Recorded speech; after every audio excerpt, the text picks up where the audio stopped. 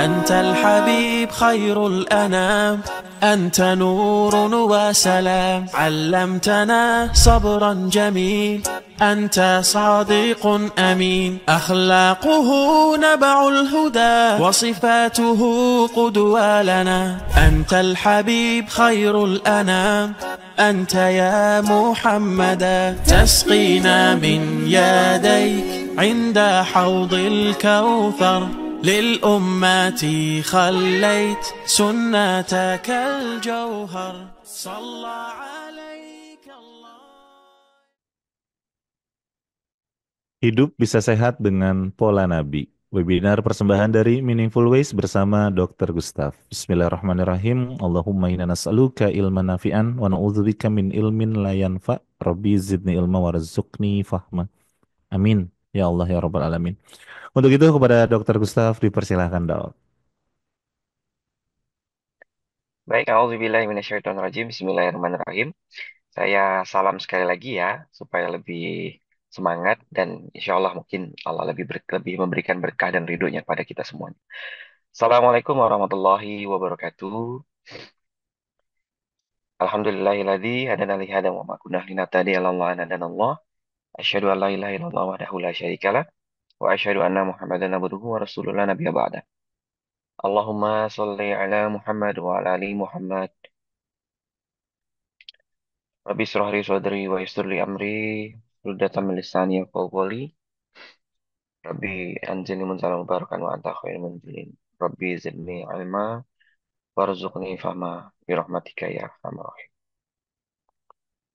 Astaghfirullahalazim. Astaghfirullahalazim. Astaghfirullahalazim. Alhamdulillah bisa jumpa lagi pada Bapak Ibu yang saya hormati, Bapak Ibu dimanapun berada di Indonesia Barat. Saat ini masih sekitar pukul jam 6 kurang 10. Di Indonesia Tengah berarti sudah jam 7 kurang 10. Ya, sambil semangat mempersiapkan apakah itu sekolahnya, kuliahnya maupun pekerjaannya hari ini.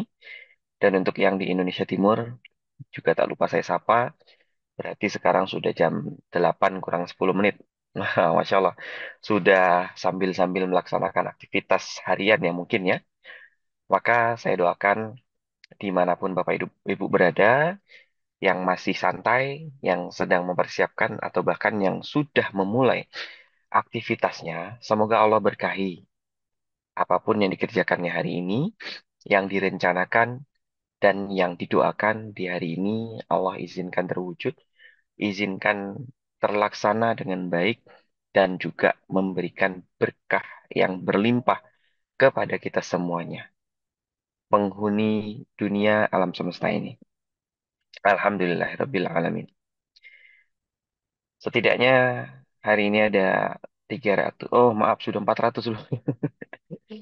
Saya kira tadi masih 300-an, rupanya sekarang udah 400 orang yang bergabung. Ya, selamat belajar bersama. Teringat tadi Kang Reza membahas soal sodakoh ya, sedikit saya sampaikan juga Bapak Ibu. Mungkin tidak secara langsung berkaitan dengan topik utama hari ini, tapi ada yang menarik tentang sodakoh atau ya kalau kita eh, bicara lebih khususnya lagi ya, sodako itu kalau di Quran maknanya luas.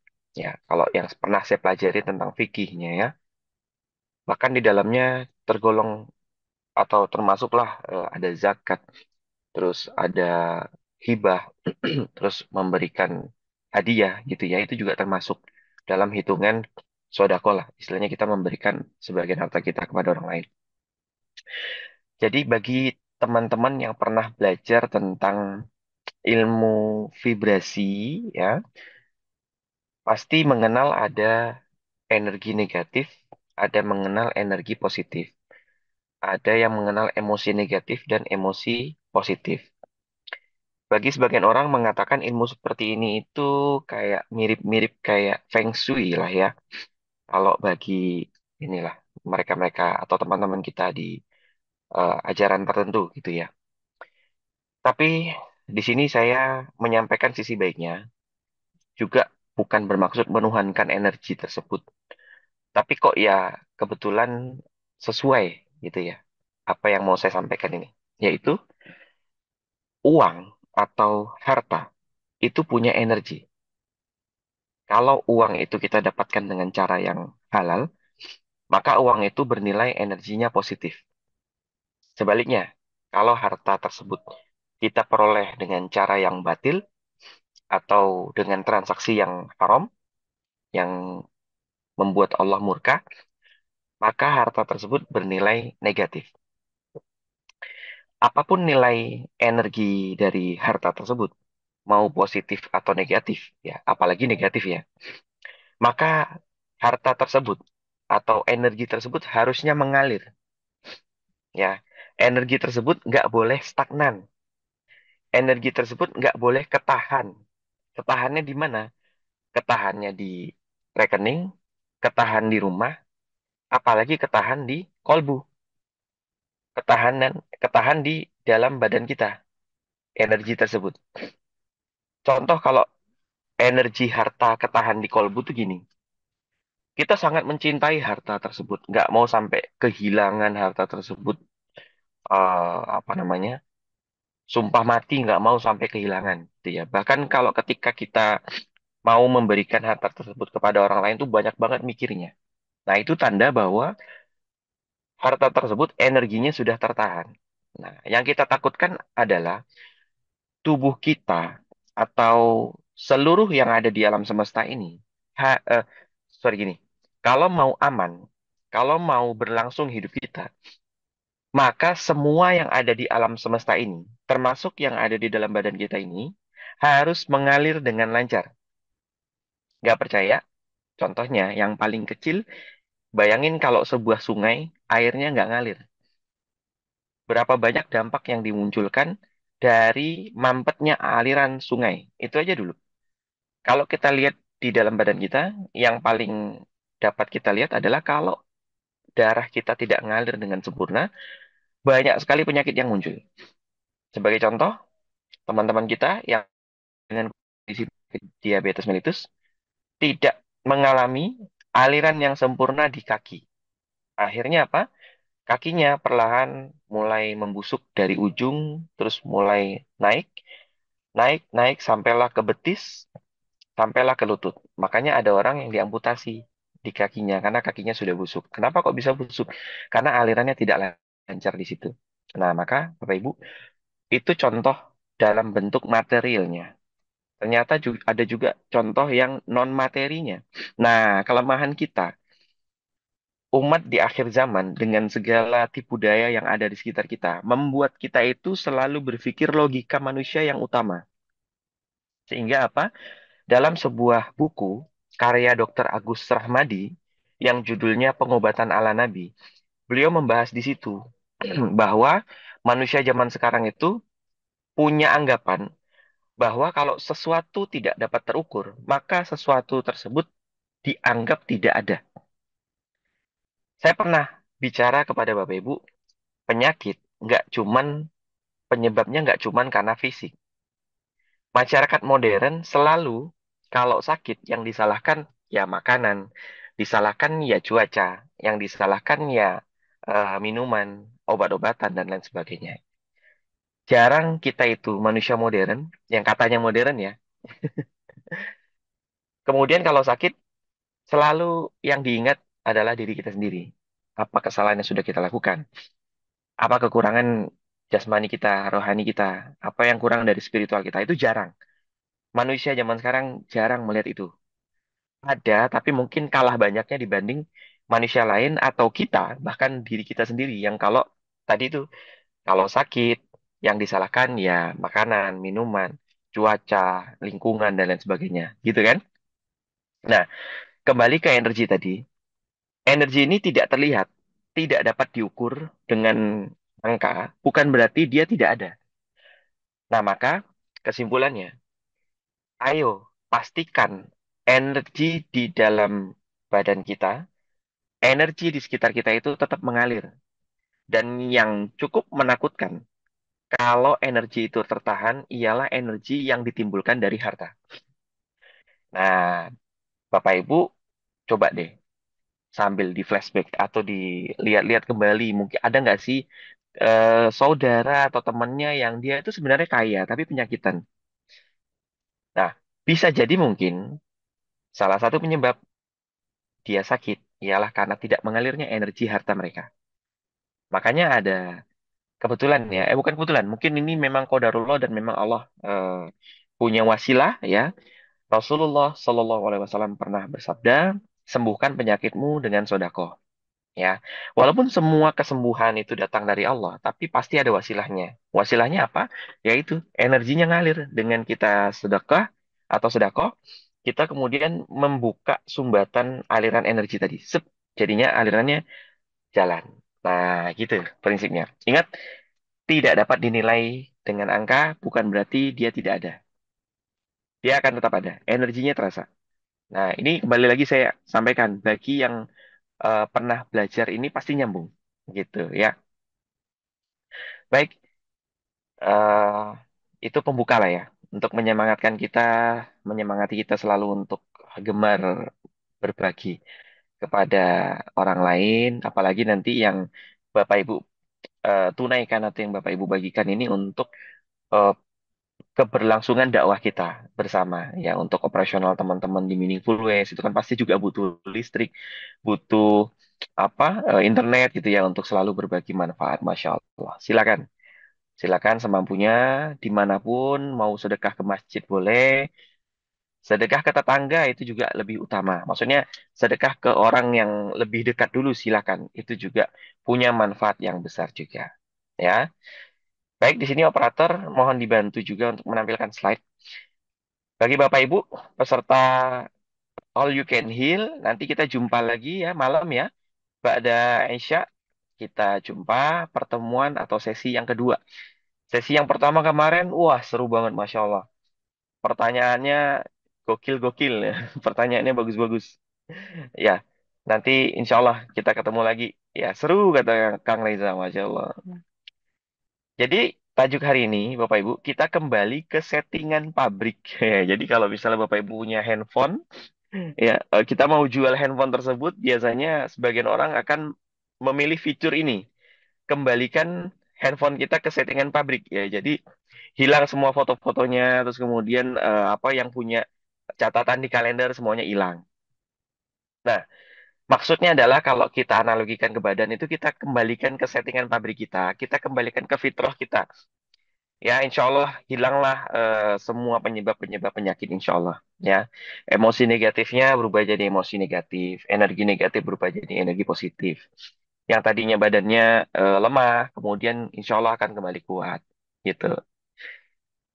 Dan ini kalau Bapak Ibu lihat di sebelah kanan ada tulisan atau gambar tombol yang di tengahnya ada tulisan restart ya. Jadi kita mulai kembali, kita ulang kembali. Ya, boleh diklik lagi, digeser.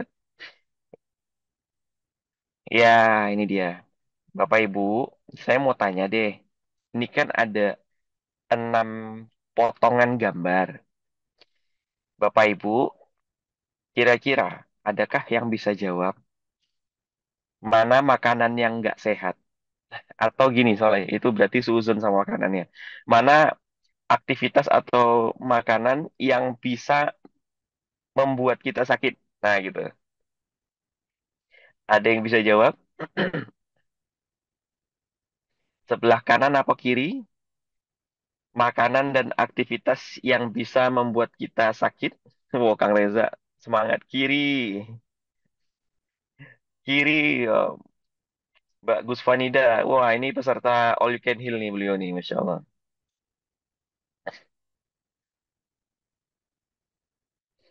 Ya, kiri semua ya, Masya Allah.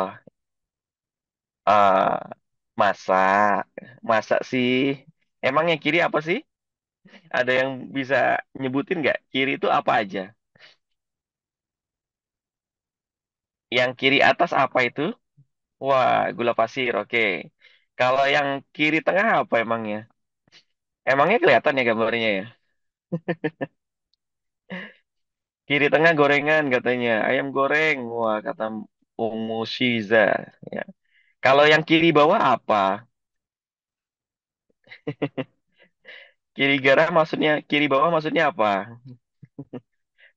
KFC katanya. Emang cuma KFC doang yang jual ini?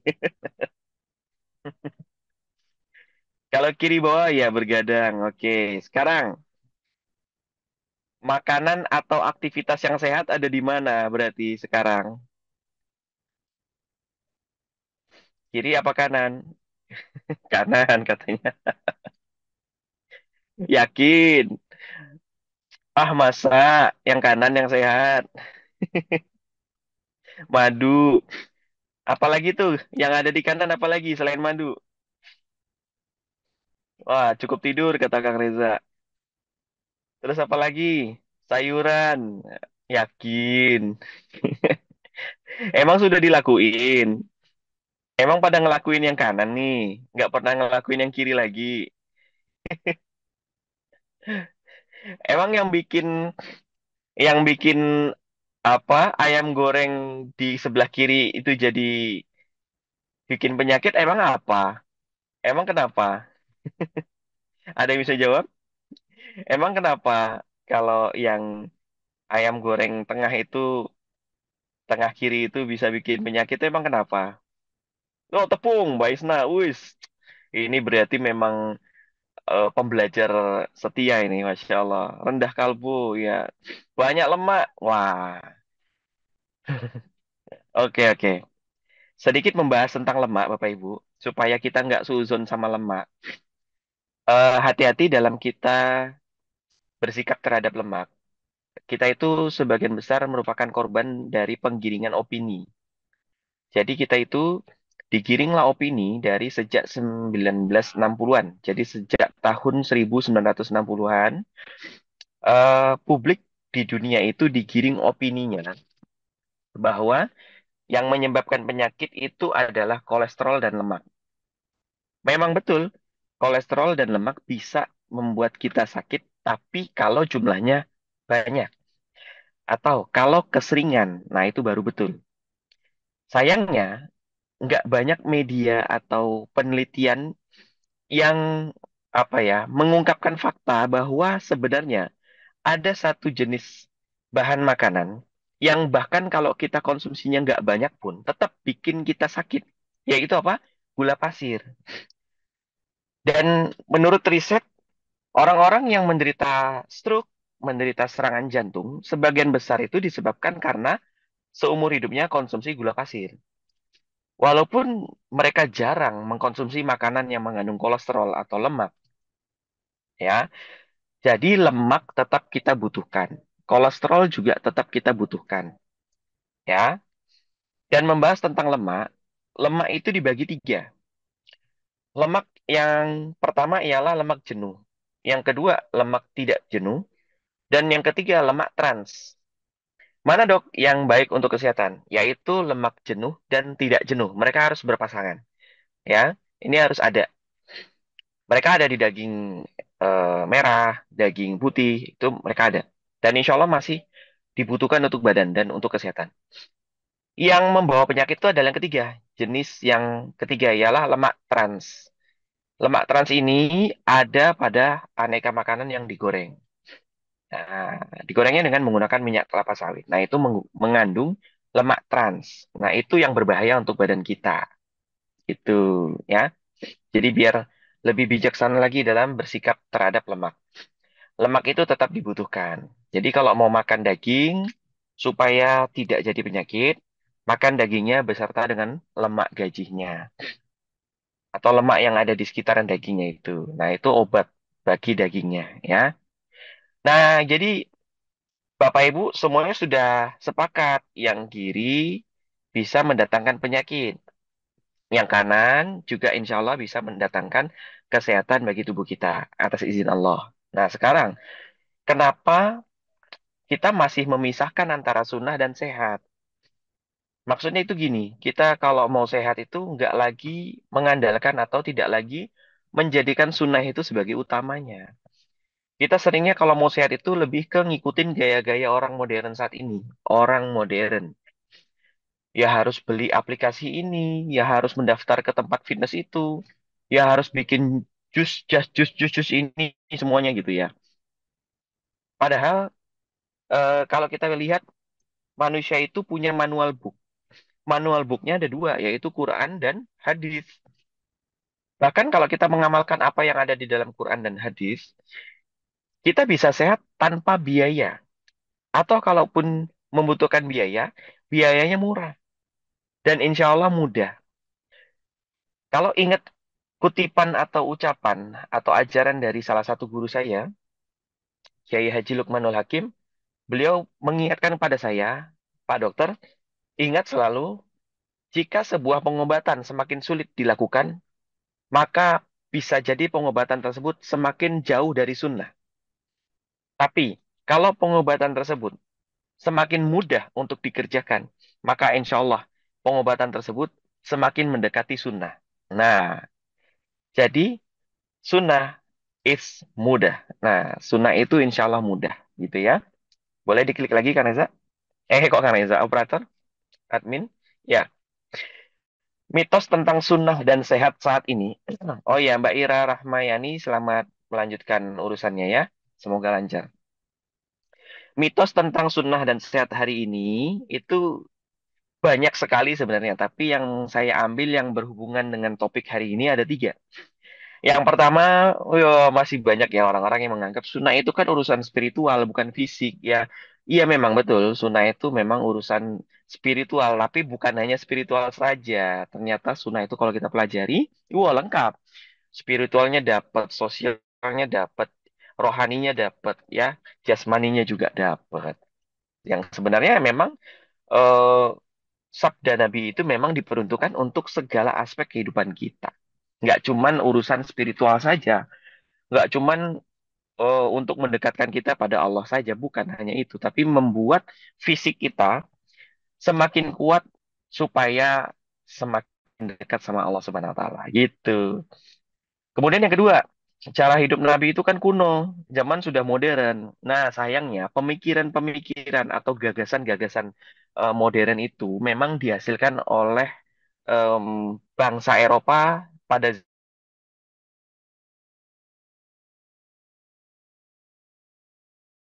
zaman sorry nyebutnya kok susah. Bapak Ibu pernah baca sejarah Eropa pernah memasuki zaman Renaissance, betul nggak sih tulisannya Renaissance? Em, hasil pemikiran para filsuf-filsuf atau ahli filosofi di Eropa sana yang kemudian dibawalah sampai sekarang. Nah, hasil apa? Kalau kita menganggap zaman saat ini modern dan zaman saat itu kuno, berarti kita sudah memisahkan memisahkan kehidupan kita dengan ajaran-ajaran atau tuntunan yang dibawa oleh Nabi. Ya, jangan sampai seperti itu. Oke, modern dari sisi teknologi tetap boleh. Tapi kalau urusan badan, mau dari zaman Nabi Adam sampai sekarang pun kita tetap sama settingannya.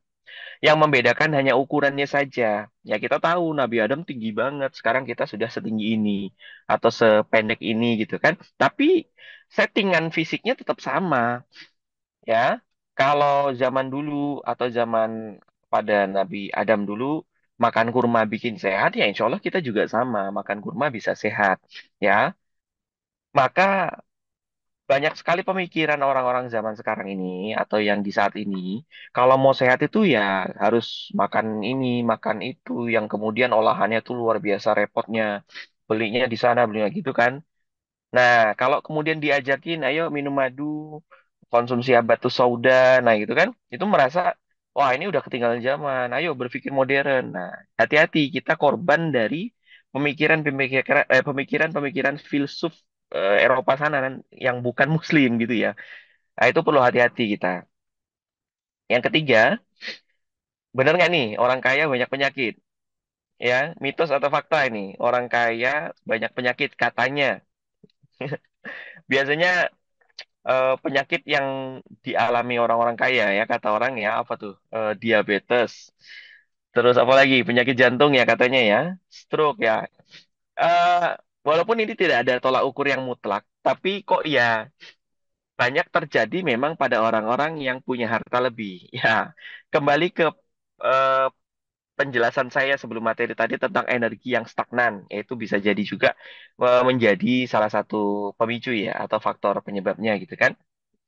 Kemudian kalau kita lihat orang kaya punya banyak harta, biasanya kalau tidak apa tidak diikat dengan kontrol yang kuat ya, biasanya akan mengakibatkan orang tersebut punya ambisi yang besar, punya kemauan yang banyak, mau ini, mau ini, gitu kan. Makan pun ya segala yang dimau dimakan. Nah itu yang eh, akhirnya membuat sebuah fenomena bahwa orang kaya ini banyak masalah, orang kaya hidupnya nggak tenang, orang kaya banyak penyakit.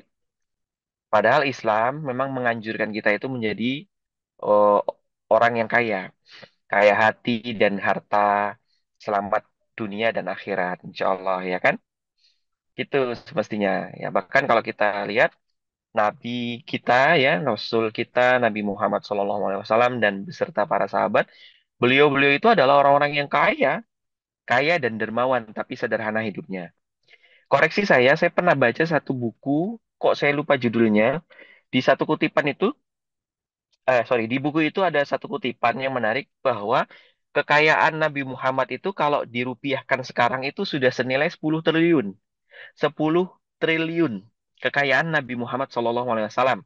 Kalau dirupiahkan dan kalau dinilai dengan harta sekarang. 10 triliun, Masya Allah. Ya memang hartanya Rasul bentuknya nggak semuanya dalam bentuk uang. Ada yang aset gitu kan. Bentuk bangunan dan lain sebagainya. Unta dan lain sebagainya gitu ya. Nah jadi Rasul mungkin pernah hidup dalam kondisi yang tidak kaya. Tapi kemudian pernah apa Allah takdirkan hidup dalam kondisi kaya. Sebagai apa? Sebagai contoh gitu ya. Kaya nggak berarti susah. Kaya nggak berarti negatif, nggak.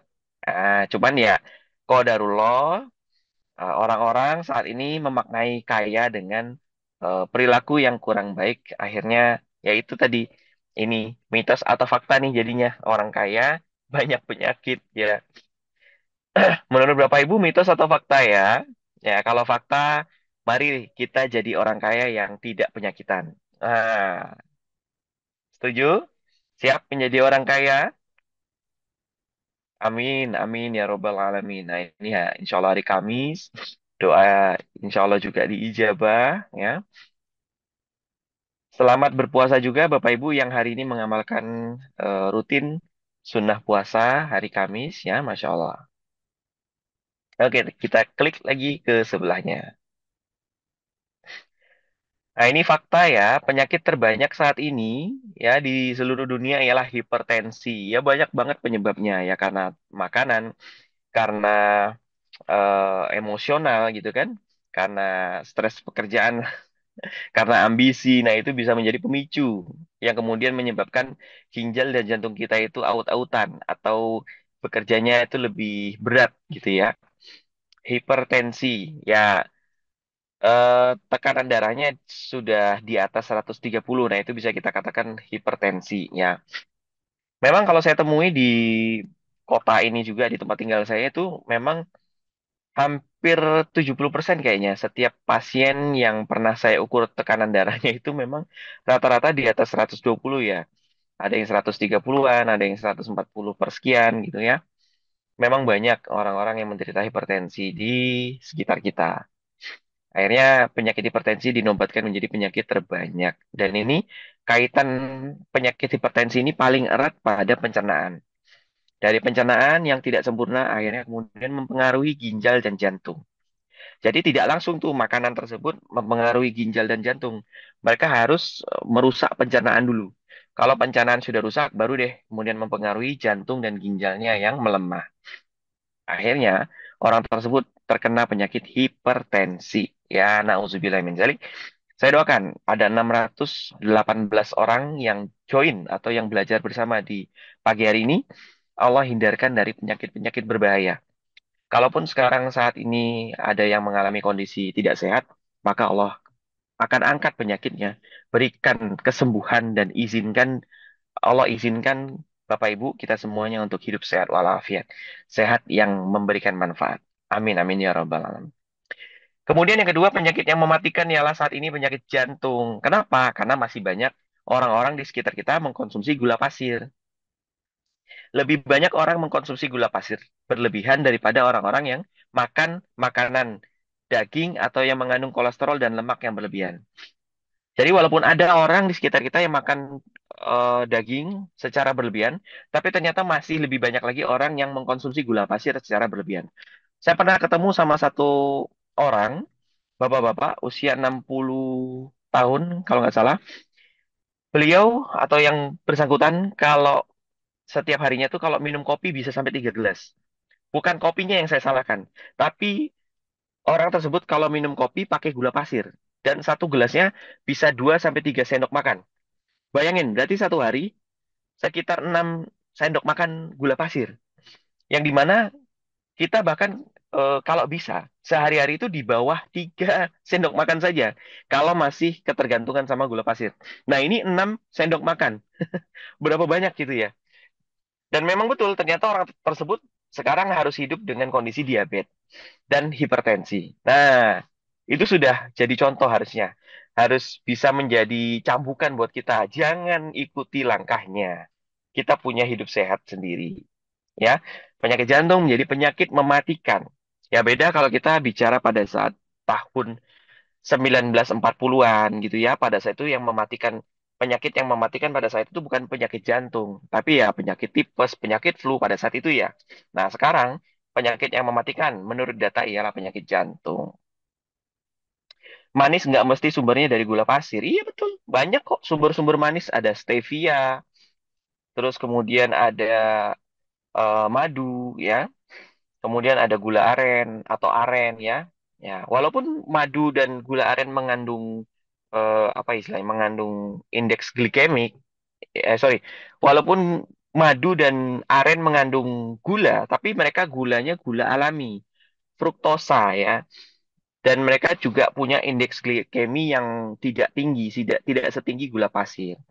Boleh kok ngopi pakai gula aren boleh, aman. Pakai madu pun boleh, tapi nggak boleh dalam kondisi panas. Kalau mau pakai madu, harus dinginkan dulu baru ditambah madu. Gitu, ya. Kira-kira paham sampai sini? Ada dua fakta tentang penyakit. Sekarang Bapak Ibu pilih. Kalau tadi kan gini ya, mana makanan yang sehat sebelah kanan, makanan yang bisa menyebabkan kita sakit sebelah kiri, gitu kan? Nah, sekarang saya mau tanya, Bapak Ibu pilih yang mana? Mau pilih kena yang kiri apa mau pilih kena yang kanan? Ada yang berani jawab nggak? Jangan ya. Jangan yang kiri maupun yang kanan. Loh, Mbak Leni yang kanan. Oh, berarti sudah kena mungkin ya. Enggak dua-duanya Kang Reza ya. Ya, kita hindari tubuh kita dari kanan maupun kiri penyakit ini ya. Hidup sehat, panjang umur dalam ketaatan insya Allah ya. Tidak mau dua-duanya, nggak mau. Oke, semangat. Semangat, jangan sampai kedua-duanya. Maka caranya gimana? Yuk, back to sunnah. Boleh diklik? Nah, ini dia, back to sunnah. Boleh di out frame dulu mungkin, operator. Ya, biar kelihatan tulisannya. Udah kelihatan ya, Bapak Ibu tulisannya ya? Tuh, yang pertama kita lihat yuk. Makan dan minum terpisah. Ada yang bisa memaknai maksudnya makan dan minum terpisah. Makan dan minum terpisah itu artinya kalau mau makan, makan dulu aja. Nggak usah minum. Itu sunnah dari Nabi Muhammad SAW. Bisa melakukan Alhamdulillah, nggak bisa pun saat ini ya nggak jadi masalah. Tapi yang penting coba tetap berupaya untuk memberi jarak atau memisahkan antara aktivitas makan sama aktivitas minum. Ternyata sudah dilakukan penelitian secara sains bahwa ketika seseorang terbiasa memisahkan makan dan minum, maka bonusnya ialah akan terjaga berat badannya tidak naik. Atau kalau yang mau langsing, ini salah satu caranya ialah memisahkan makan dan minum. Mungkin sebagian orang merasa kok aneh gitu ya, karena kita sudah terbiasa oleh sesuatu yang diulang-ulang berulang-ulang sekian kali ulang gitu ya. Ada satu prinsip hukum di dunia ini bahwa mau sesuatu itu benar ataupun salah, selama dia diulang-ulang dan dilakukan oleh banyak orang, maka sesuatu tersebut bisa saja dianggap normal. Kenapa sunnah dianggap asing? Karena tidak diulang dan yang melakukannya tidak banyak orang. Sehingga dianggap, wah aneh, wah kuno, wah asing. Dan kenapa kita sekarang tertinggal jauh atau menyisihkan jauh sunnah? Karena kita sudah melihat sesuatu yang berulang-ulang kali dan dilakukan oleh orang yang banyak, dilakukan oleh banyak orang sehingga kebiasaan kita saat ini dinilai menjadi kebiasaan yang normal. Makan, minum, makan, minum. Kenapa kok demikian? Ternyata ada satu hasil penelitiannya bahwa ketika kita mencampurkan aktivitas makan dan minum, minumnya itu terutama air putih, apalagi air dingin gitu ya, maka enzim yang terkandung dalam makanan tersebut akan cepat larut, yang dimana enzim tersebut sangat dibutuhkan untuk mencerna makanan ini. Ya kita sudah makan sayur, sudah makan umbi-umbian, sudah makan kacang-kacangan, itu kan di dalamnya terdapat banyak enzim. Ternyata belum sempurna dia mencerna makanan ini, enzim yang terkandung di sayur, enzim yang terkandung di umbi-umbian maupun kacang dan aneka makanan sehat lainnya, belum sempurna enzimnya mencerna atau belum sempurna enzimnya diserap, dia sudah keburu kebuang. Kebuang oleh siapa? Oleh air. Air itu kan ngalir. Dia masuk ke dalam perut kita, tapi tidak ikut dicerna. Dia ngalir, ngalir gitu ya. Akhirnya apa? Makanan yang tertinggal di dalam lambung maupun usus kehilangan sebagian enzimnya atau bahkan kehilangan semua enzimnya. Akhirnya apa? Makanannya tidak dapat dicerna dengan cepat. Makanannya tidak dapat dicerna dengan sempurna. Akhirnya banyak sekali makanan-makanan yang tersisa di dalam perut. Akhirnya apa? Perutnya membesar. Akhirnya apa? Yang diserap oleh badan jadinya cuma gulanya saja. Masuk di akal nggak sampai sini? Harusnya di dalam makanan itu ya betul ada karbohidratnya, ada proteinnya, ada lemaknya, ada nutrisi lainnya. Tapi ternyata karena tidak dapat dicerna dengan baik oleh bantuan enzim, alhasil yang penting-penting, yang lain tidak dapat diserap. Yang keserap akhirnya cuma karbohidrat. Kenapa kok karbohidrat paling paling mudah diserap? Karena karbohidrat memang memberikan kita tenaga paling utama.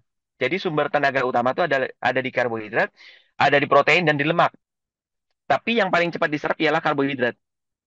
Karena ini sunatullah dari Allah, supaya kita tuh nggak gampang mati. Jadi misalnya kita nggak makan 3 hari, lapar banget ya kan?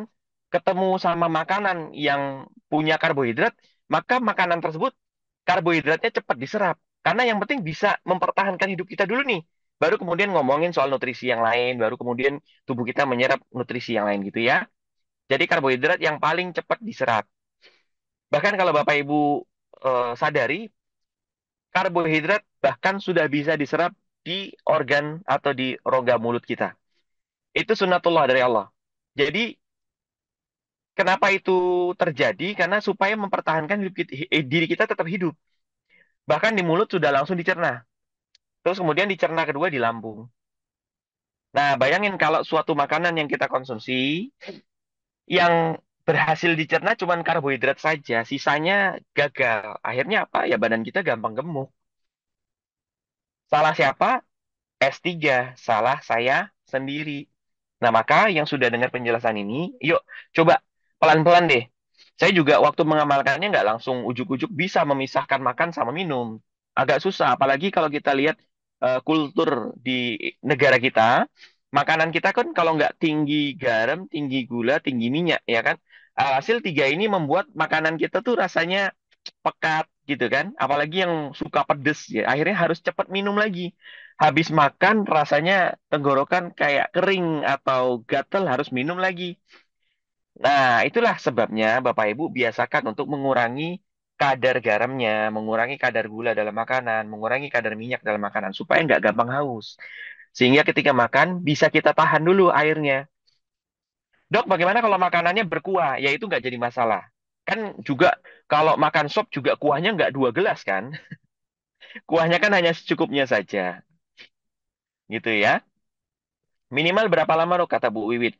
Kalau saya sih 15 sampai 20 menit. Tapi ada beberapa pakar lain mengatakan bahkan sampai setengah jam atau 30 menit. Nah, silakan saja kalau misalnya Bapak Ibu tahan. Tapi paling tidak sih 20 menit sudah oke lah untuk memberikan waktu kepada lambung kita mencerna makanan dulu. Begitu ya. Kemudian yang kedua, tidak meniup makanan. Insya Allah hadiahnya atau bonusnya panjang umur. Ya, saya pernah bertemu pada seorang lelaki yang saya nggak sadar ternyata usianya 70 tahun. Kenapa kok saya nggak sadar? Ya, pada saat kenalan atau pada saat melihat pertama kali, wah, ubannya nggak banyak. Keriput di wajahnya itu ya kayak orang masih 50 tahun. Badannya masih tegak. Bahkan dia jogging. Dia masih kuat tuh lari. Setelah ngobrol panjang atau saya ikutin aktivitasnya, ternyata dia kalau makan tidak ditiup. Jadi bagaimana kalau makan? Ya kalau dia masih panas, masih berasap, dia kipasin aja tuh makanan. Dikipas atau dibiarin dulu, nggak langsung dimakan. Nah, jadi mulai sekarang biasakan Bapak Ibu, yuk sunnahnya tidak meniup makanan, baik makanan maupun minuman. Jadi kalau dia masih panas bagaimana dok? Ya dikipas. Check out di toko oren, kipas portable yang kecil. Bisa dibawa kemana-mana. Jadi kalau mau makan, dia masih panas, dikipas dulu. Jadi biar nggak terbiasa anginnya dari mulut kita ya gini. Wah, dikipas. Bisa dikipas pakai tangan atau yang pakai baling-baling, silakan. Hadiahnya, bonusnya insya Allah panjang umur. Atas izin Allah ya. Kemudian yang ketiga, tidur awal, bangun awal. Bonusnya awet muda. Kenapa kok bisa dok? Ternyata ketika kita terbiasa tidur awal, maka tubuh kita akan mendapatkan pasokan atau bisa memproduksi hormon pertumbuhan dengan baik. Saya pernah menjelaskan di beberapa pertemuan yang lalu, ketika kita tidur, maka otak kita memproduksi hormon yang namanya growth hormone. Syarat untuk kita bisa mendapatkan growth hormone adalah kita sudah tidur sebelum jam 10 malam. Karena growth hormone akan diproduksi pada saat kita sudah tertidur lelap di jam 11 malam. Biasanya orang itu akan membutuhkan jarak dari mulai tidur sampai dia lelap itu biasanya setengah jam sampai 1 jam. Maksudnya lelap itu adalah telinga kita sudah benar-benar tidak aktif lagi. Jadi kalau kita baru mulai-mulai tidur kan biasanya kalau dipanggil sekali langsung bangun atau dicolek sedikit langsung bangun. Beda kalau kemudian kita sudah lelap. Kalau kita sudah lelap, ada suara walaupun apa tentu suara yang tidak mengagetkan ya. Kita dipanggil sudah nggak bangun lagi. Nah itu artinya telinga kita sudah turun aktifnya atau sensitivitasnya sudah turun. Nah menandakan kita sudah lelap dalam tidur. Nah, ketika kita jam 11 malam sudah lelap, nah di saat itulah otak kita memproduksi growth hormone. Baru mulai diproduksi. Apa jadinya kalau jam 11 kita belum tidur? Ya, produksi growth hormonnya akan terganggu atau bahkan tidak berhasil diproduksi. Growth hormone fungsinya untuk memperbaiki sel-sel kita yang sudah rusak, melahirkan sel-sel tubuh yang baru. Sehingga apa? Penuaan dini tidak akan terjadi. Dan bonusnya apa? Kita bisa insya Allah awet muda. Walaupun sudah berumur, tapi uban belum banyak gitu ya. Tapi uban tetap sunatullah ya. Cuman maksudnya tidak sebanyak orang-orang yang tidak awet muda begitu. Pengen awet muda, usia 50 masih segar, masih cantik, masih ganteng. Nah, tidurnya awal. Usia berapa, Dok? Wah, saya sekarang udah usia 6 tahun. Sekarang saya udah usia 60 tahun, Dok. Telat ya? Enggak telat sih. Walaupun sebaiknya dimulai dari usia semuda-muda mungkin, tapi ini kabar baiknya juga buat Bapak Ibu yang usianya sudah 50 tahun ke atas. Jangan bersedih karena tetap otak Anda akan memproduksi hormon pertumbuhan itu walaupun tidak sebanyak orang-orang yang masih usianya 30 tahun ke bawah. Kalau menurut riset sih, growth hormone itu baru berhenti produksinya sama sekali berhenti itu di usia 70 tahun. Jadi kalau Bapak Ibu sekarang usianya masih 50, 60, masih ada produksi. Ya, walaupun tidak sebanyak yang masih muda, yang masih ada. Jadi tetap semangat, tetap diikhtiarkan tidur awal. Kemudian yang keempat ialah sunnah yang keempat ialah jalan cepat. Ternyata bonusnya kalau kita punya aktivitas atau punya rutinitas dan hobi jalan cepat, insya Allah kita bisa bebas dari penyakit jantung dan diabetes. Karena ototnya terlatih untuk bekerja dengan ritme yang cepat, ritme yang kuat. Sehingga ototnya punya pasokan pembuluh darah yang banyak. Termasuk di jantung. Bayangin kalau jantung tidak banyak pembuluh darah. Satu saja pembuluh darah yang tersumbat, maka jantung pun akan mati. Nah, tapi bayangin kalau di jantung kita banyak sekali jalur pembuluh darahnya. Kesumbat satu ya nggak jadi masalah. Masih ada cadangan pembuluh darah yang lainnya. Jalan-jalannya masih banyak. Ibaratnya Bapak Ibu, kalau sekarang Bapak Ibu mau menuju ke masjid, hanya satu-satunya. Ada satu-satunya jalan menuju ke masjid. Ternyata jalan tersebut ketutup pohon tumbang gede banget. Akhirnya apa? Kita susah mau ke masjid. Bahkan nggak bisa ke masjid sama sekali. Tapi kabar baiknya kalau masjid tersebut punya 4 jalur cadangan, maka satu saja bermasalah. Masih ada 3 yang lain. Kita masih bisa ke masjid. Gitu loh analoginya. Jadi, yang tadi saya cerita ketemu sama seorang pria usia 70 tahun, selain dia punya kebiasaan tidak niup makanan, ternyata dia juga satu lagi dia punya kebiasaan jogging atau jalan cepat ya. Sampai usia 70 tahun masih tegak, tidak pernah merasa penyakit jantung, tidak punya diabetes. Nah, Masya Allah, tabarakallah, Alhamdulillah. Ini paling tidak ada 4 sunnah yang sangat-sangat mudah kita kerjakan, Bapak Ibu. Sekarang saya mau tanya, di antara 4 anjuran ini, apakah ada yang membutuhkan biaya? Apakah ada 4 sunnah ini yang membutuhkan biaya yang besar? Ada nggak? Tidak ada, kata Bu Idayani. Ya, sekarang kita kalau mau awet muda, yang kita pilih apa? Beli skincare, ke klinik kecantikan, harganya bukan main. Saya kemarin sore bertemu dengan salah seorang sahabat dari Papua. Dia orang Jakarta tapi sedang bertugas di Papua. Kemudian berlibur ke kota Pontianak di tempat saya ini. Saya ngobrol gitu kan. Beliau cerita, kemarin habis melakukan treatment di sebuah klinik kecantikan. Harga treatmentnya itu seharga mobil. Dia nggak nyebutkan secara detail berapa ratus jutanya ya. Tapi mobil menurut saya, setahu saya, semurah-murahnya mobil baru, 130 jutaan deh. Kalau di Pontianak sini ya.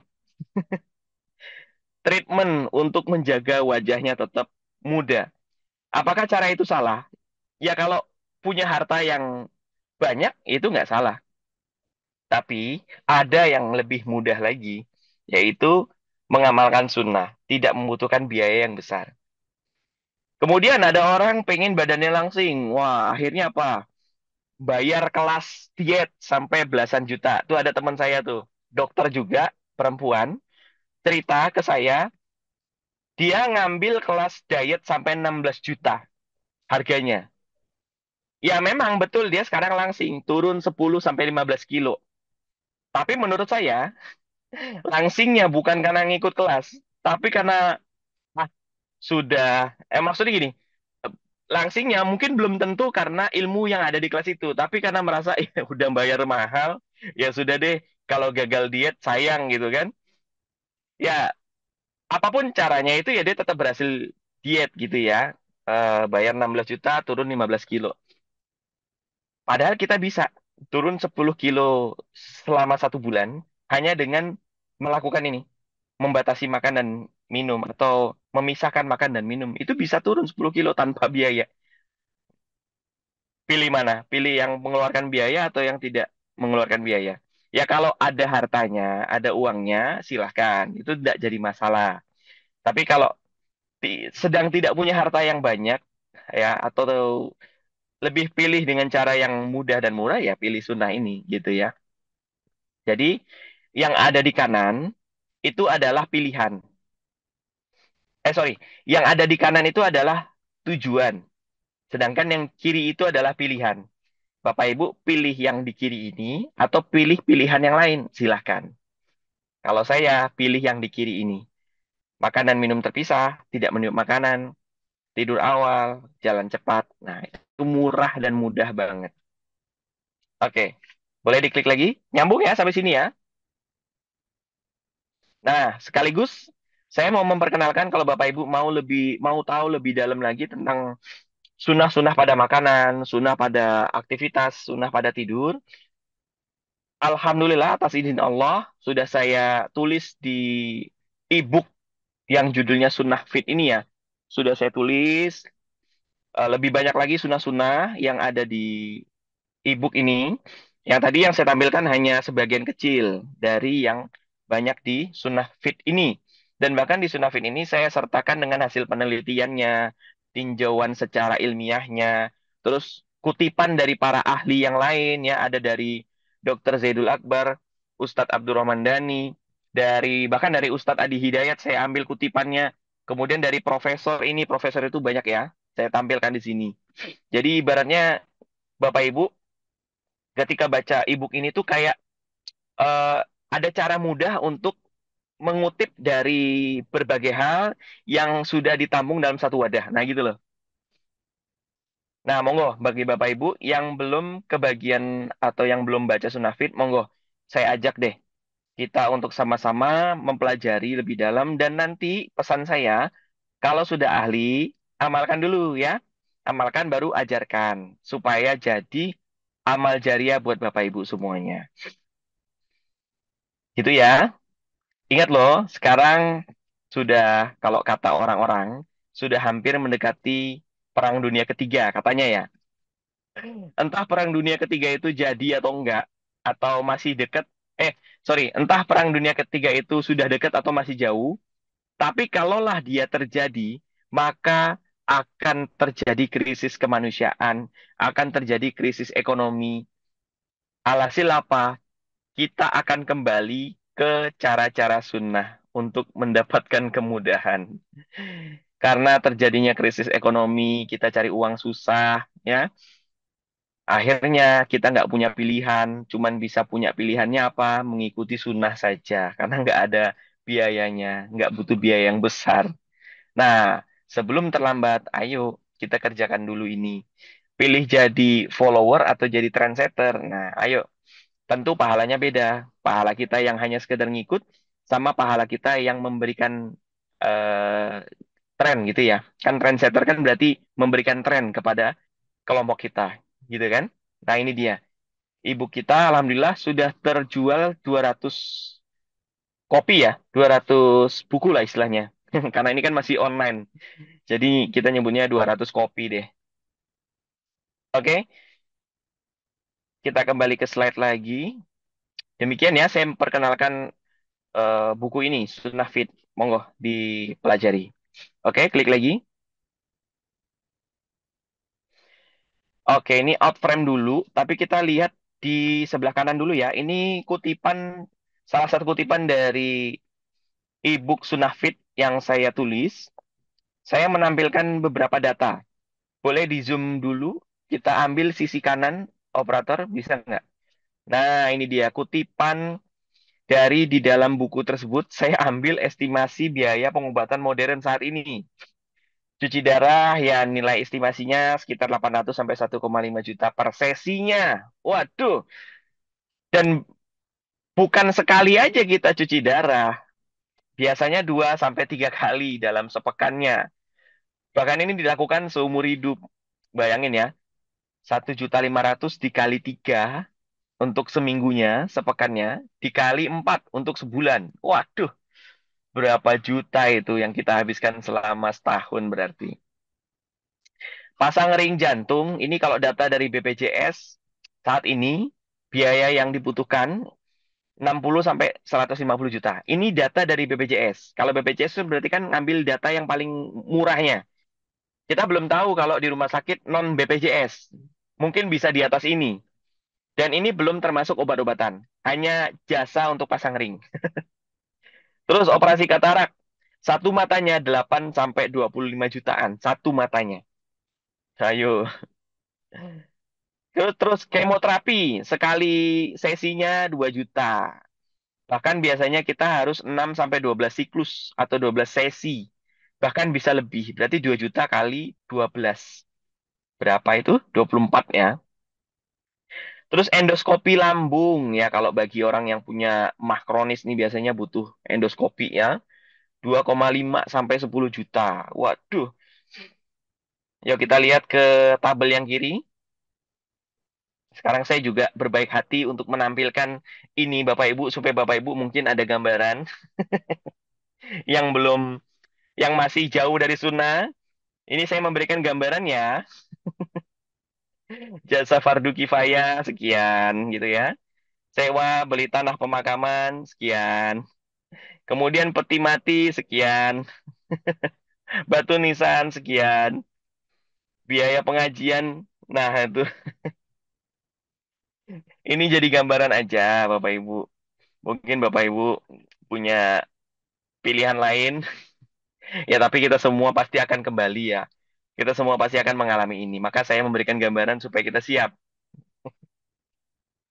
Oke, boleh. Udah dilihat ya. Ini gambaran estimasi biaya kepengurusan jenazah kita nanti. Jadi kita harus mesti siapin uang dari sekarang, sekian nih. Dan ini saya masih melihat dari tolak ukur di Pontianak sini. Saya belum tahu kalau di Jakarta atau di kota-kota besar tempat Bapak Ibu sekarang berapa. Mungkin harga tanahnya bisa lebih mahal, ya. Jasa fardu kifayahnya juga bisa lebih mahal mungkin dari ini. Gitu. Harga peti matinya juga mungkin bisa beda ya. Tapi kalau di Pontianak kenapa gini, kenapa dok kok masih pakai peti mati? Karena kalau di Pontianak tanahnya itu kan kebanyakan ladangnya itu apa gambut ya. Gambut tuh berair, basah. Jadi biasanya jenazah itu masih di dalam peti, dikuburkannya masih beserta peti karena kondisi tanahnya basah banget. Digali, kalau Bapak Ibu tinggal di sini, kalau kita mau pemakaman itu biasanya harus nyiapin mesin penyedot air, ya. Ya, Bu Rukmini itu sahabat saya. Beliau juga tinggal di Pontianak sini atau di Kalimantan Barat sini. Eh, jadi sama-sama punya kesaksian lah ya, Bu Rukmini ya. Jadi kalau kita gali tanah, itu biasanya langsung diguyur, apa langsung digenangi oleh air. Nah itu airnya harus disedot pakai mesin penyedot lah ya, apa namanya itu, mesin dompeng ya, atau penyedot air gitu ya. Baru kemudian jenazahnya baru bisa ditaruh ke bawah gitu. Cukup ya? Ini menakutkan juga sih. Ayo, boleh diklik lagi. Nah, coba deh Bapak Ibu, pikirkan ini. Bagaimana jika ternyata kita disisihkan pada saat hari kiamat nanti? Kita disisihkan pada saat di kita dikumpulkan di padang mahsyar, kita disisihkan di apa ya? Kalau makna disisihkan itu berarti di belakangin gitu ya. Terus kalau kita di belakangin, emang siapa yang didahulukan? Nah ini dia. Rasulullah Shallallahu Alaihi Wasallam bersabda, "Aku akan mendahului kalian di telaga. Orang-orang akan datang kepadaku." Tunggu, ketutup sama chat nih ya. Aduh, ada yang bisa baca? Aku mengenali mereka dari bekas wudhu dan cahaya mereka. Nah, artinya Rasul akan kenal kita yang gemar melaksanakan sunnahnya. Rasul juga akan eh, jalan bersama kita. Apa ya? Istilahnya mungkin nggak tahu sih ya. Allah alam bisawab bagaimana sih yang sebenarnya nanti. Tapi yang saya kok ini hanya ini anggapan saya. Kebayangnya kok kemudian nanti misalnya Rasul akan memanggil lebih dulu siapa yang cinta sunnahnya, yang sudah mengerjakan sunnahnya gitu ya. Ayo ya sini, maju lebih dulu gitu kan. Wah, seneng banget kan. Sedangkan yang belakangan yang mungkin sudah jauh dari sunnah atau jarang atau bahkan tidak pernah mengerjakan sunnahnya sama sekali, kita cuma bisa meratapi, ya Allah nyesel, ya Allah enaknya gitu kan. Ya Allah sekarang kita di belakangin gitu, masih harus nunggu antrian yang menyeramkan seperti ini gitu. Nggak kebayang deh gimana rasanya nanti gitu ya. Maka mumpung masih ada umur, masih nafasnya lega, ayo kita laksanakan, kita amalkan, kita cintai sunnahnya Nabi Muhammad dalam rangka untuk mencintai Allah dan Rasulnya. Wah, antrian VIP, betul kata Mbak Idayani. Nah, mengerjakan sunnah itu artinya kita mengikuti manual book kita atau buku petunjuk kita. Tubuh yang Allah titipkan. Jadi, kita diciptakan oleh Allah, ada buku petunjuknya supaya tetap sehat. Atau kalau kita lagi sakit, gimana petunjuknya supaya kembali sehat. Begitu loh maksudnya. Sunnah itu seperti itu. Cukup ya? Boleh diklik lagi. Nah, yuk belajar bareng. Sunnah Fit. Ini ada scan barcode bagi yang mau konsultasi lebih dalam atau mau apa ya, pelajari lebih dalam tentang Sunnah Fit bagaimana, silakan di-scan aja. Nanti sudah terhubung ke kami untuk kita layani dengan baik insya Allah. Dok, saya nggak bisa scan barcode karena ngezoomnya pakai HP. Ya udah, screenshot dulu aja. Screenshot. Nah, jadi nanti bisa di-scan belakangan nanti. Wah, ada yang di Singapura. Bisa kok. Harusnya harusnya bisa ya, Kang Reza ya. Mau di negara manapun tetap bisa dapat e-book ini karena kan kita secara online ya. Paling gimana metode bayarnya itu? Pakai pakai dolar Singapura atau pakai rupiah itu? Monggo dibantu admin atau official Meaningful Ways dari Jepang, Masya Allah. Ada yang dari Jepang juga yang beli, Masya Allah. Terima kasih ya Bapak Ibu ya yang sudah berkenan belajar bareng Sunafit. Ya, ada yang dari Singapura, ada yang dari Jepang, Masya Allah. Udah hatam. Yang dari Jepang udah hatam, Masya Allah. Terima kasih Kak. Masya Allah, tabarakallah. Sudah hatam. Itu buku isinya, kalau nggak salah, 50 lembaran ya. Terus di lembar terakhir, Kak Aika, Mbak Aika Hurairah, di lembar terakhir ada salam 40 hari. Dikerjakan ya. Salam 40 harinya dikerjain. Supaya benar-benar terjadi perubahan hidupnya. Ada panduannya di belakang, Mbak Aika. Mbak Aika di belakang halaman, apa di halaman belakang buku itu, ada salam 40 hari. Monggo dikerjakan. Tuh, lagi ikhtiar, Masya Allah. Terima kasih Mbak Aika. Ini salam buat teman-teman di Jepang. Ya, ajarin tuh teman-temannya kalau sudah berhasil salam 40 harinya. Nah, penasaran kan Bapak Ibu? Salam 40 hari bagaimana? Ayo, silakan dipelajari sunafitnya. Nanti bakal ketemu apa yang dokter maksud salam 40 hari. Wah, itu terbukti loh Bapak Ibu. Jangankan 40 hari, belum genap 40 hari saja, pasti sudah akan ada perubahan dalam hidup Anda. Perubahannya bisa dalam bentuk fisiknya yang sehat, atau bahkan rezekinya yang mengalir. Insya Allah, saya berani jamin. Oke, Afan gimana cara beli bukunya? Monggo di apa di Japri itu sama admin nanti admin Japri ke beliau atau boleh dikirimkan link link apa namanya ya? Link pendaftaran. Silakan. Mbak Aika radang sembuh plus menstruasi nggak sakit. Alhamdulillah atas izin Allah lewat wasilah buku Sunnah Fit. Masya Allah. Ada dari negara mana lagi nih yang mau beli? Ada dari Singapura, ada dari Jepang. Masya Allah. Mak jelek katanya. Boleh kalau untuk keluarga mah bagi-bagi aja lah. Dikirim aja linknya kalau untuk keluarga Anda ya. Tapi gini, eh, bukan saya ngajarin Bapak Ibu untuk matre atau untuk materialistis atau untuk pelit, bukan. Tapi ilmu yang baik itu kalau ada maharnya. Itu sunnah. Bahkan Rasul mengeluarkan sabda tersebut. Salah satu ilmu yang bermanfaat itu salah satunya adalah adanya mahar. Tapi mahar itu bukan berarti selalu dinilai dengan bentuk uang. Ya misalnya gini, em, kan ibu sudah beli nih, terus merasa keluarganya juga harus baca ini. Kalau menurut saya jangan kasihkan secara gratis-gratis gitu saja. Ada sesuatu yang diberikan oleh keluarga ibu. Misalnya contoh apa ya? Misal contoh deh, kita mau ngasih kepada keponakan. Nah, keponakan kita harus melakukan apa dulu, baru kemudian kita bisa kasih tuh link bukunya. Misalnya dia, contoh kemarin baru bagi rapot ya kan, kalau juara satu nanti saya kirim bukunya, misalnya gitu loh. Jadi kayak ada sesuatu tukar menukar, apa kita sudah memberikan sesuatu, dia sudah memberikan sesuatu, maka kita berikan juga haknya dia gitu loh. Jadi biar nggak gratis gitu saja. Beda loh feel-nya, ilmu yang gratis sama ilmu yang bermahar tuh beda. Energinya beda. Sekarang ini deh, kalau ada webinar gratis dibanding dengan webinar yang berbayar, Bapak Ibu merasa sayang yang mana? Sudah bayar jutaan, kalau ketinggalan sayang ini, ya kan? Dan ternyata ilmunya juga pasti berbeda. Keberkahannya insya Allah juga berbeda.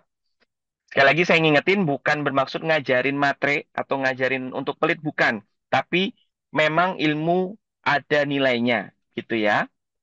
Itulah kenapa kita membedakan regular class sama yang all you can heal. Karena ada bedanya pasti. Bobotnya beda, cara mengajarnya juga beda. Gitu. Demikian ya. Aduh, mohon maaf nih. Kepanjangan penutupnya. Saya kembalikan kepada Kang Reza. Yang baik-baik datang dari Allah, yang kurang baik datang dari diri saya pribadi. Silakan Bapak Ibu yang mungkin masih ada aktivitas untuk melanjutkannya. Selamat melanjutkan aktivitas. Semoga Allah mudahkan ya. Wassalamualaikum warahmatullahi wabarakatuh.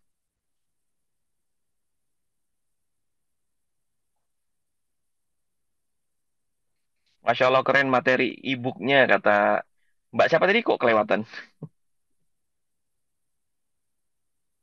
Mbak Wirda. Ya kata Mbak Wirda, Masya Allah keren materi e-booknya. Masya Allah terima kasih ya. Semua atas izin Allah.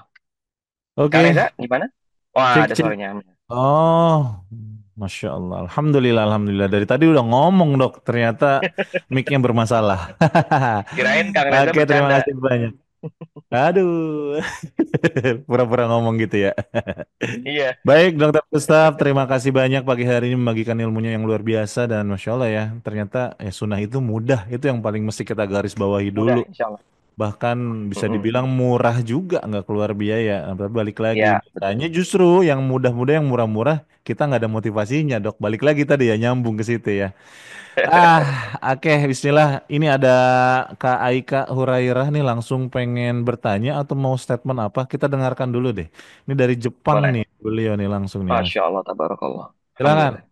Assalamualaikum Kang Resa dan Dokter. Terima kasih Waalaikumsalam untuk warahmatullahi Ya, kesempatan. wabarakatuh. Waalaikumsalam warahmatullahi Eh, wabarakatuh. Sedikit mau sharing tentang ibunya. Alhamdulillah luar biasa Alhamdulillah. banget.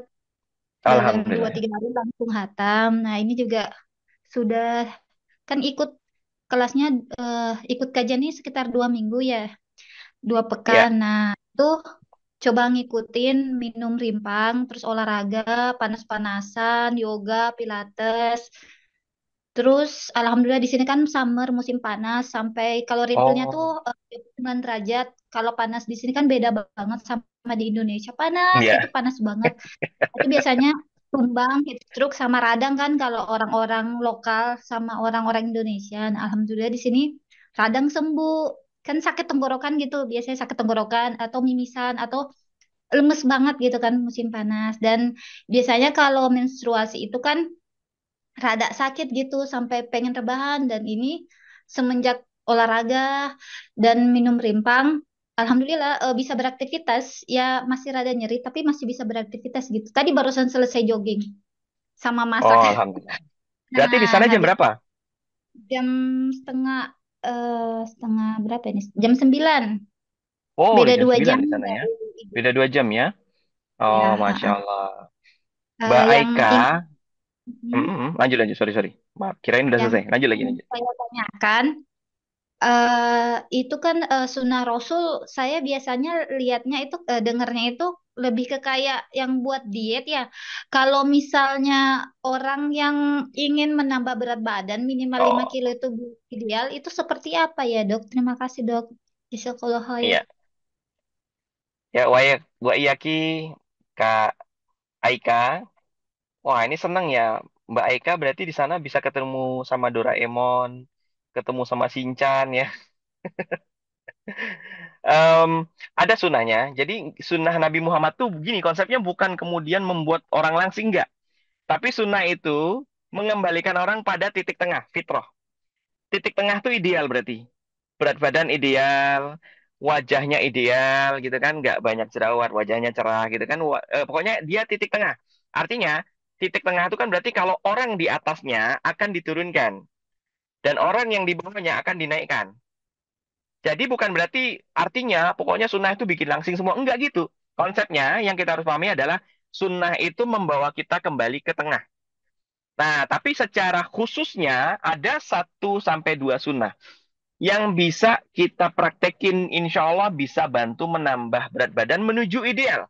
Bukan untuk menambah berat badan jadi gemuk lagi, bukan. Sunnah yang pertama ialah gemar mengkonsumsi kurma sama timun, dipasangkan tuh berdua. Dan itu sudah diamalkan oleh Ibunda Siti Aisyah radhiyallahu anhu. Jadi beliau sebelum bertemu sama Nabi Muhammad gemar atau disuruh untuk mengkonsumsi apa tadi? Kurma sama timun. Kurma yang dipilih kurma yang tua, kurma mateng. Karena kurma mateng punya sifat panas. Kemudian bertemu dengan timun, timun itu sifatnya dingin. Jadi panas ketemu dingin netral.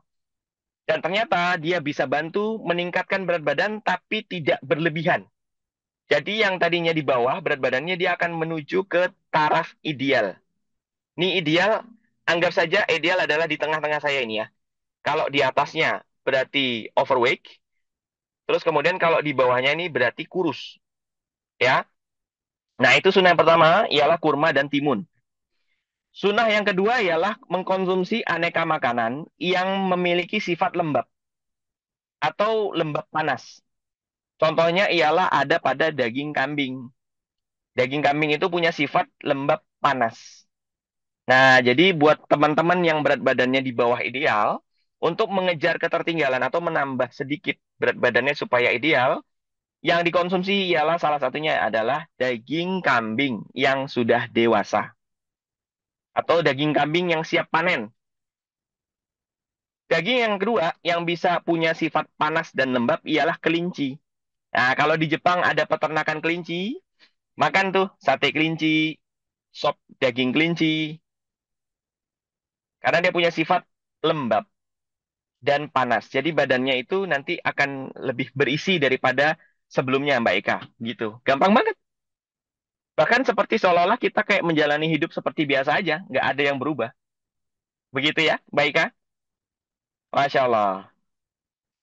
Dengar-dengar di Jepang lagi mulai bertumbuh pesat ya, Islam ya. Mulai pertumbuhan masjid-masjid yang mulai dibangun.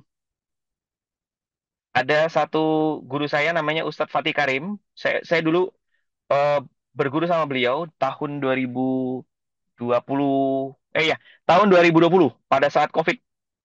Kan beliau ada produk namanya Ala Nabi ya. Jadi saya ikut coachnya beliau, ikut coachingnya beliau, pernah main ke pondok cinta Qurannya beliau di sebentar di apa namanya? Di Tangerang tuh apa nama daerahnya ya? Kalau saya lupa. Bintaro. Di Bintaro tuh pondoknya beliau. Ustadz Fatih Karim ya. Ustadz Fatih Karim juga sama kelompoknya lagi bikin masjid di sana, Masya Allah. Ya, Bintaro betul. Demikian Mbak Ika. Siap, siap dokter. Alhamdulillah. Masya Allah. Ya, mudah-mudahan itu terjawab buat teman-teman yang lain juga. Dari kemarin-kemarin ada beberapa pertanyaan yang senada mirip nih. Gimana kalau berat badannya kurang, pengen gemuk, tapi ternyata bukan jadi Mm-mm. gemuk ya, tapi jadi ideal, Bukan. titik tengah. Jadi ini, Prinsipnya pokoknya kita dibawa hmm, ke tengah. Yang ya, kelebihan jadinya diturunkan, yang kurang jadinya hmm. ditambah.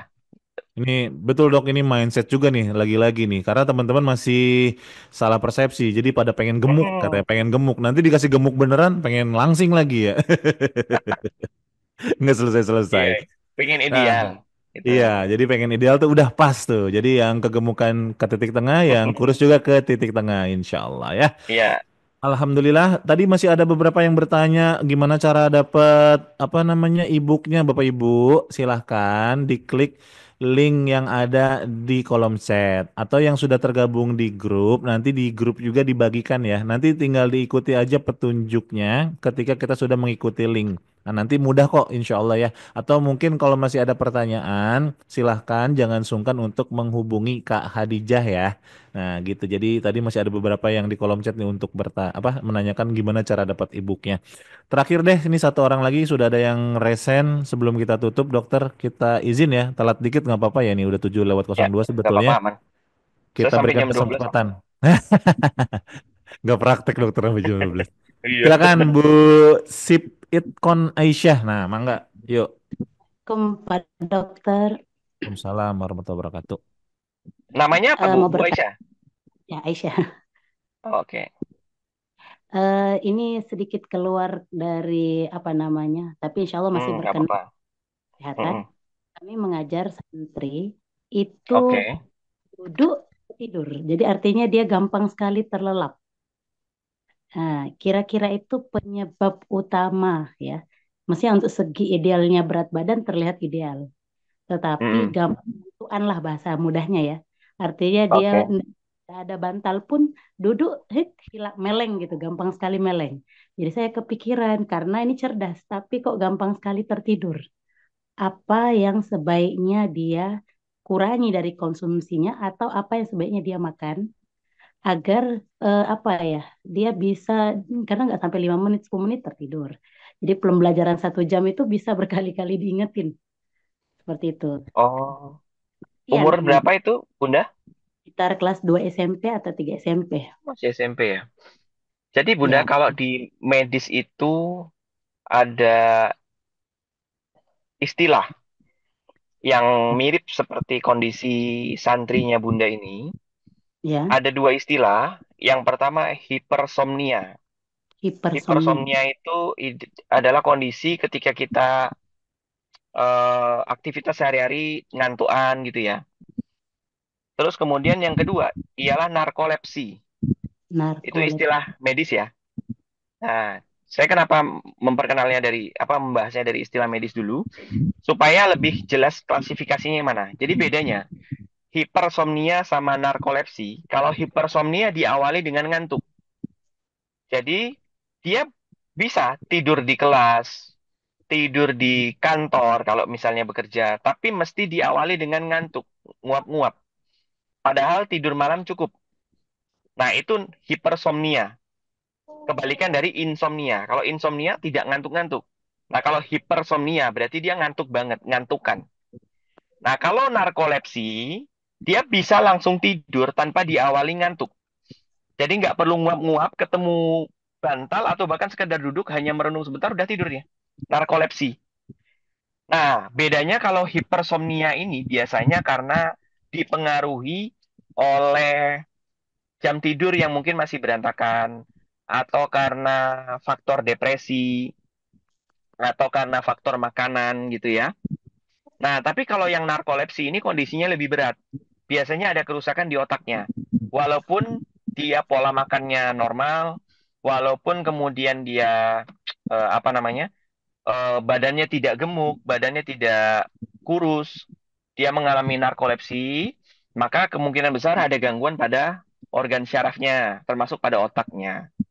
Nah, maka untuk bisa membedakan santri Bunda ini apakah hipersomnia atau narkolepsi, pertama dilihat dari gejala awalnya. Apakah setiap dia mau tidur diawali dengan nguap atau dia merasa ngantuk gitu ya.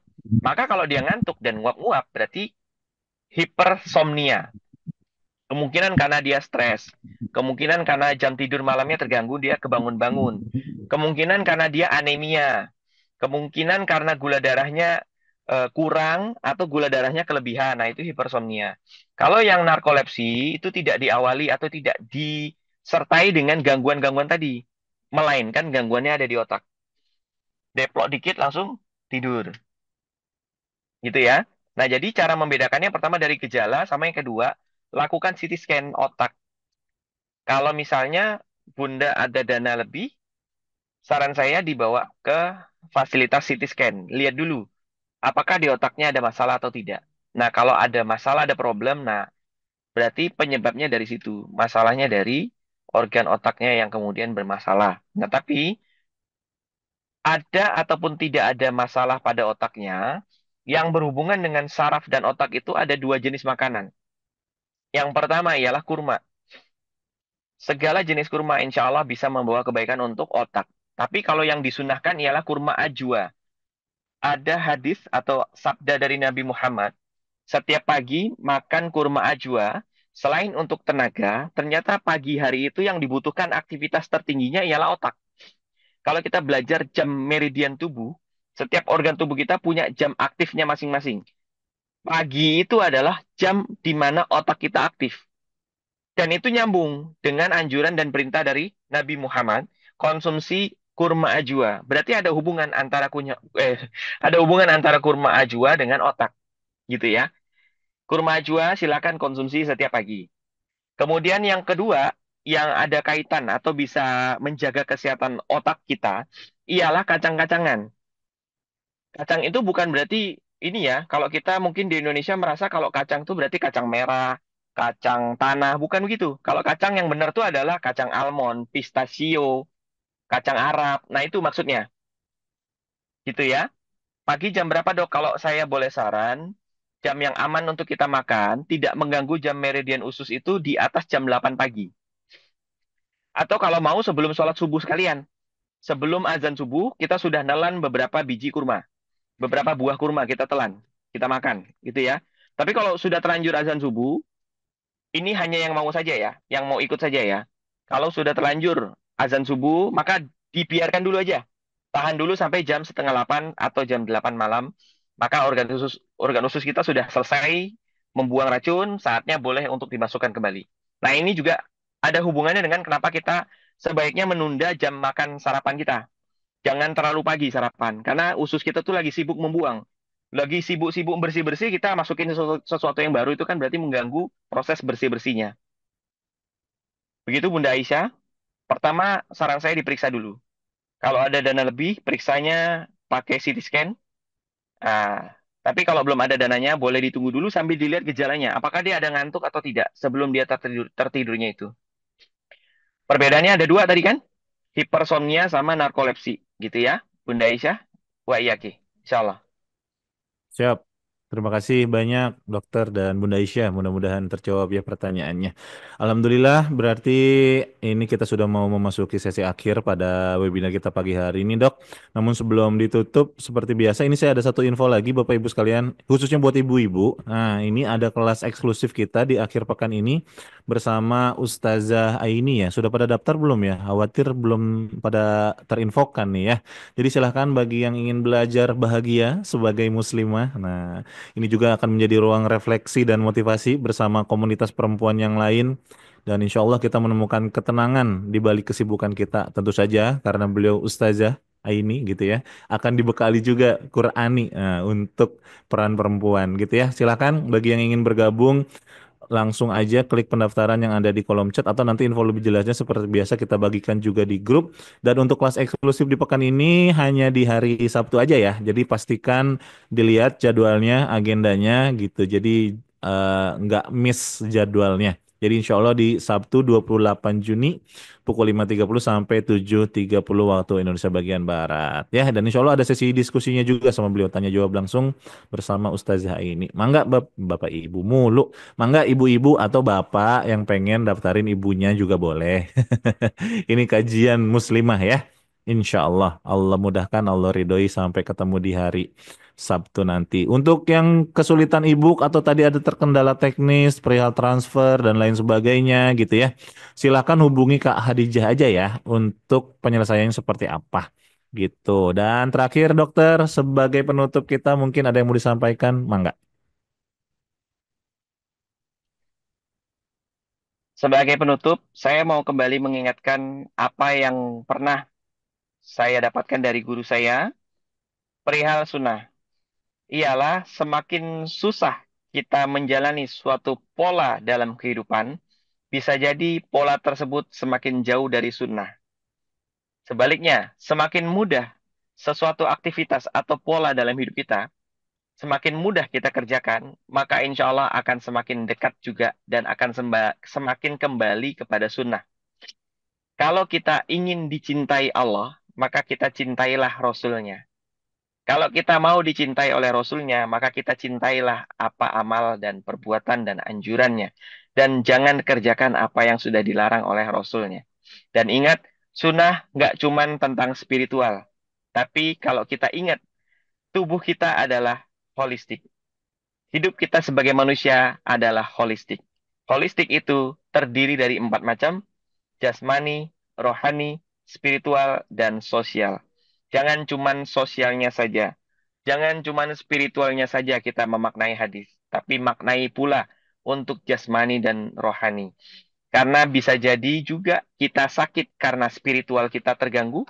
Bisa jadi juga kita sakit karena pengaruh sosial kita. Dan bisa juga kita sakit karena rohani kita yang sudah jauh dari sunnah. Kenapa kok rohaninya bisa jauh dari sunnah? Karena jasmaninya memisahkan mana yang modern, mana yang katanya kuno. Jangan pernah lagi ada beda-beda membedakan mana yang kuno, mana yang modern. Semuanya sama. Dari zaman Nabi Adam alaihi salam sampai kita sekarang tidak ada yang berbeda, melainkan ukuran bentuk badannya saja. Sedangkan organ badannya semuanya masih punya settingan yang sama. Maka mari Bapak Ibu kita kembali ke settingan pabrik. Bukan hanya menunggu ketika bulan Ramadan dan bulan Syawal saja kita kembali terlahir seperti bayi. Tapi terlahir seperti bayi bisa kita lakukan kapanpun itu, di bulan dan tanggal berapapun itu. Syaratnya adalah buka kembali manual book kita, lalu kemudian kerjakan sesuai dengan yang dianjurkan di manual book tersebut. sedikit yang saya tampilkan di dalam Sunnah Fit, maka Sunnah Fit bisa menjadi awal untuk Bapak Ibu mendatangi sunnah atau mendatangi manual book yang utama. Sunnah bisa kapan saja dan di mana saja, kata Mbak Zalia. Betul. Demikian yang bisa saya sampaikan. Saya sadar masih banyak sekali kekurangan materi ataupun informasi yang saya sampaikan pasti masih banyak kurangnya, pasti juga apalagi disampaikan oleh saya yang manusia yang fakir ilmu, manusia yang bisa saja salah. Saya meminta maaf atas ketidaksempurnaan hari ini dan hari-hari sebelumnya. Tapi saya berjanji untuk selalu bisa memberikan yang terbaik buat Bapak Ibu. Materi dan slide-slide yang saya berikan selalu dalam kondisi fresh, kondisi baru dibuat, kondisi baru saja dimasak, ya, sehingga ketika disampaikan kepada Bapak Ibu masih dalam kondisi hangat. Alhamdulillahirabbil alamin. Yang baik-baik datang dari Allah Subhanahu wa taala, yang kurang baik datang dari diri saya pribadi. Untuk itu saya minta dimaafkan. Wabillahi taufiq wal hidayah. Wassalamualaikum warahmatullahi wabarakatuh. Saya kembalikan ke Kang Reza. Sampai jumpa lagi Bapak Ibu di lain kesempatan. I love you full. I love you too, Dokter Gustaf. Waalaikumsalam warahmatullahi wabarakatuh. Alhamdulillah, alhamdulillah, alhamdulillah. Rezeki banget gak sih Bapak Ibu sekalian? Allah tuh memudahkan kita untuk terus belajar ya di Meaningful Ways. Apalagi hari Kamis yang manis ini bersama Dokter Gustaf kita belajar kesehatan gitu kan. Saya kira Dokter Gustaf yang manis. Enggak ya, bukan ya? Hari Kamisnya yang manis. Hari Jadi Kamis. ya terima kasih banyak sekali lagi Dok. Mudah-mudahan tidak pernah bosan membersamai kita-kita nih Iya, keluarga besar Meaningful Ways, dan nggak nyangka ini masih 500 yang hadir di ruangan Masya Zoom Allah. pagi hari ini ya. Masya Allah, berkah Stevianya jangan lupa buat ya. stepianya jangan lupa, pokoknya berkah buat kita semua Bapak Ibu sekalian. Dan untuk menambah keberkahan juga, yuk kita tutup saja langsung dengan sama-sama mengucap hamdalah alhamdulillahirabbil alamin dan doa kafaratul majelis. Subhanaka Allahumma wa bihamdika asyhadu an la ilaha illa anta astaghfiruka wa atubu ilaik. Barakallahu fikum, berkah selalu. Yang di jalan hati-hati, Bu Nita nih khususnya setiap hari di motor terus tuh pakai helm tuh sambil ngezoom. Hati-hati Bun. Yang lain Hati-hati Bunda. beraktivitas selamat sampai tujuan, Insyaallah segera punya dimudahkan, mobil, dilancarkan. insyaallah. Amin amin amin. Waalaikumsalam warahmatullahi wabarakatuh. Boleh kirimkan doa terbaik buat Dokter Gustaf. Waalaikumsalam Amin. Doa yang baik juga untuk Bapak Ibu semuanya. Assalamualaikum Bapak Ibu. Jumpa besok bersama Bunda Amber ya, insya Allah. I love you full. Love you full. Ini Bu Dila, Bu Yesi, Bu Nur Mudri, Ayu, Bu Bul, Bu Widya, para Rengko. Bismillahirrahmanirrahim, Allahu Akbar. Izin kita tutup ruangan Zoom ya. 4, 3, 2, 1.